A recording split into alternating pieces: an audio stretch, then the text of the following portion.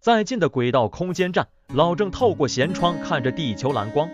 他手中的 TRS-900芯片正与36000颗卫星组成神经网络，修复着被太阳风暴摧毁的导航系统。3天前那场量子危机，让 TI 地下实验室变成了时间褶皱的纪念碑，也让他成为唯一掌握星门协议的人类。欧盟同意共享深空监测数据了。